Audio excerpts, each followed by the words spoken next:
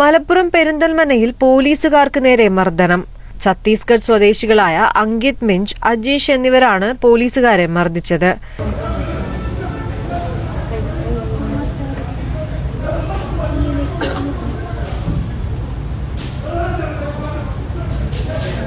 അപ്പോൾ ഈ ഒരു വീഡിയോ കണ്ടപ്പോൾ എനിക്ക് തോന്നിയതല്ല, അതിഥി തൊഴിലാളികൾ നമ്മളെ പോലീസുകാരെ വരെ ഒരു പേടിയില്ലാതെ അടിക്കാൻ തുടങ്ങിയിട്ടുണ്ട്.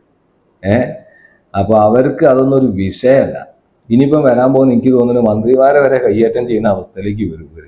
ഇവിടുത്തെ അതിഥി തൊഴിലാളികൾക്ക് നാട്ടിന് വേണ്ടിയിട്ട് അവരെ ഇവിടേക്ക് വോട്ട് കൊണ്ടുവരാൻ നോക്കും, അവരെ ഇവിടുത്തെ എല്ലാ സൗകര്യങ്ങളും കൊടുക്കും, അവരെ അങ്ങനെ ആക്കും ഇങ്ങനെ ആക്കും എന്ന് പറഞ്ഞ് തലയിൽ വരെ വെച്ച്. കാരണം ഇവിടെ കാണിച്ചു കൂട്ടുന്നത് നമ്മളെ ഓരോരുത്തരും അനുഭവിക്കുകയാണ്. പോലീസുകാരെ വരെ അടിച്ചിട്ട് റോട്ടിൽ നിന്ന് ലൈവായിട്ട് അടിക്കുക.